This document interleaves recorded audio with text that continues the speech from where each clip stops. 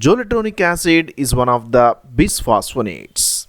It is used for the treatment of osteoporosis in postmenopausal women. It is also used to prevent osteoporosis. This is one of the long-acting bisphosphonates which can be given once a year. Zoledronic acid has few advantages. It is not metabolized in the liver and it is only excreted intact through the kidneys. Only 39% of the drug is going to be eliminated within one day and the remaining of the drug is going to be accumulated in the bone.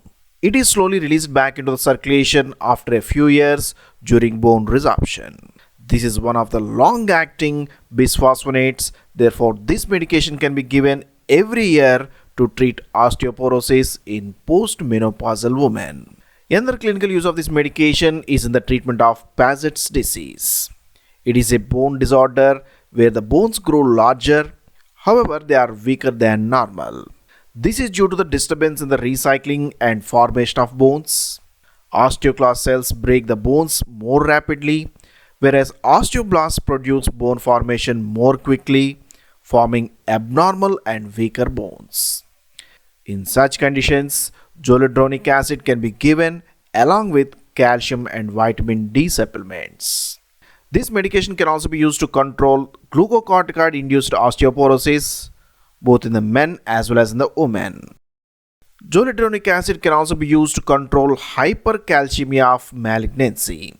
It is a condition of elevated levels of calcium in cancer patients that induce many symptoms like loss of appetite, muscle and joint pains. Zoledronic acid increases calcium excretion and helps relieving these symptoms in such people. So in this video, let's discuss the important facts about zoledronic acid, like how it works, what the important precautions are, why we have to take calcium and vitamin D supplements, what is its effect on kidneys, what are the important side effects, and how is it given. All such facts we will discuss in this video. First of all, let us see how this medication works. Zoledronic acid inhibits bone resorption. It has high anti-resorptive activity. It acts on the osteoclast, leading to an increased bone density.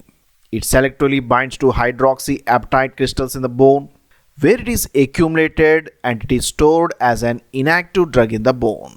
It inhibits the osteoclast formation, their recruitment, as well as their activity.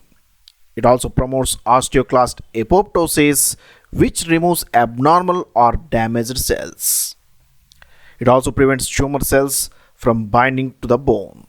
Zoledronic acid can also increase the angiogenesis, the formation of new blood vessels, by which it can reduce tumor formation and metastasis. By all these actions, zoledronic acid can control bone resorption and it increases the bone mineral density. Therefore, this medication can be given in the treatment of osteoporosis in postmenopausal women as well as in the treatment of Paget's disease. Now let us the precautions of this medication. Renal function should be assessed before the treatment with zoledronic acid. If any renal dysfunction is observed, then the treatment should be stopped until it returns to the 10% of baseline of renal function. Use of zoledronic acid with other nephrotoxic drugs may increase the further risk. Particularly many NSAIDs like naproxen are nephrotoxic and increase the risk. Use of diuretics may also increase the risk by inducing hypocalcemia. Dehydration either before or after administration of zoledronic acid may also increase the renal impairment. When this zoledronic acid is given to the elders in the advanced age group, the risk may be more pronounced. This medication should be given by infusion at slower rate. It should be infused for greater than or equal to 15 minutes. Giving the infusion faster may increase the renal toxicity. The single dose of zoledronic acid should not exceed 5 mg in order to avoid renal impairment. Creatinine clearance should be calculated based on the actual body weight before each administration of the dose of zoledronic acid. This medication causes hypocalcemia, resulting in induction of seizures, numbness, and tetanus. Therefore, before starting the therapy, Any low levels of calcium should be corrected by administration of calcium supplements. Even during the treatment with zoledronic acid, calcium supplement should be given along with vitamin D supplements. And in people who are at risk for developing hypocalcemia, the calcium level should be closely monitored. Zoledronic acid can produce bronchoconstriction. This is particularly more important in people with aspirin sensitive asthma. So in such people, zoledronic acid should be carefully given. This medication can increase the osteonecrosis of the jaw. This is particularly observed when zoledronic acid is given to the cancer patients. To treat cancer, many types of anti-cancer agents can be used in combination. Most of these medications are highly influential in key organs in the body. Few anti-cancer agents like aromatase inhibitors can significantly affect bone mineralization. So in people undergoing chemotherapy, the risk of osteonecrosis may be further increased. Corticosteroids may also increase the risk. They are normally given to control inflammation in the body. However, they can reduce the calcium absorption into the body and even increase calcium excretion. This may weaken bones and increase the risk of osteonecrosis when they are given with zoledronic acid. A dental examination should be conducted before the treatment with zoledronic acid in order to assess any history of risk factors that develop osteonecrosis. Invasive dental procedures should be avoided while taking this medication. Few other risk factors like poor oral hygiene, anemia, radiopathy, or any dental infection may also increase the risk. The osteonecrosis can produce even damage to the other bones, not only the jaw. It can also affect the hip, femur, and even external auditory canal. Femur fractures can be observed, which may result in the pain in the thigh or groin. Zoledronic acid may be present in different brands. For instance, it can be available under the brand name Zometa, as well as it can also be available under another brand, Reclast. So patients who are taking Zometa should not be treated with Reclast in order to avoid toxicity of this medication. Zoledronic acid can produce pain in the bones and joints. However, in a few people, it can produce severe pain in the muscles, bones, and joints. It may be developed after several months of the treatment, or else it may be developed within a few days of the treatment.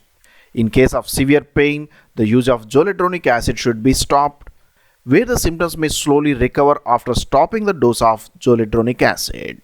In the pregnant woman and childbearing age women, this medication should be avoided. While treating the hypercalcemia of malignancy, the patient should be rehydrated initially and electrolyte should be closely monitored during the treatment.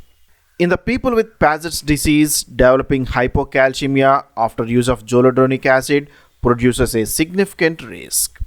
So in such people, calcium and vitamin D supplement should be given to control hypocalcemia. Serum calcium level should be properly maintained in people with osteoporosis. Now let's see the side effects of this medication. Zoledronic acid produces bone pain, nausea, fatigue, and anemia. It can also develop fever, muscle pain, headache, and joint pain. Flu-like illness, diarrhea, and eye inflammation are also observed. Other side effects like dyspnea, loss of appetite, dizziness, insomnia, and urinary tract infections can be observed. How is it given? Zoledronic acid is available in two formulations.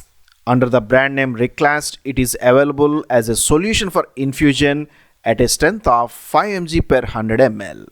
It is also available at a strength of 4 mg per 5 ml under the brand name Zometa. For the treatment of osteoporosis in women, it can be given as 5 mg once a year. However, for prevention, it can be given as 5 mg dose once every 2 years. In the treatment of Paget's disease, zoledronic acid can be given at a dose of 5 mg as a single infusion. However, such people should take calcium supplements and vitamin D supplements. 1500 milligrams of elemental calcium and 800 international units of vitamin D should be taken daily in such people. Zoledronic acid under the brand name Zometa can be used for the treatment of hypercalcemia of malignancy. where a single infusion is given, and if it is required, after 7 days it can be repeated. However, it should be given at infusion time above 15 minutes. For multiple myeloma, again it can be given at 4 mg infusion, and it can be repeated for every 3 to 4 weeks. So that's all about this medication, zoledronic acid. This is one of the bisphosphonates with high anti-resorptive activity that can be given every year to treat osteoporosis in postmenopausal women. It is not metabolized in the body, however, it is excreted through the kidneys. Therefore, it can produce some renal impairment, which should be carefully monitored. With proper precautions, zoledronic acid can be used to prevent bone resorption in postmenopausal women as well as in the people with Paget's disease. So that's all about this medication, zoledronic acid. I hope this video is useful to you. If you really like this video, please subscribe to our channel and share this video with your friends. Post your comments in the comment box. Thank you for watching. See you in the next video.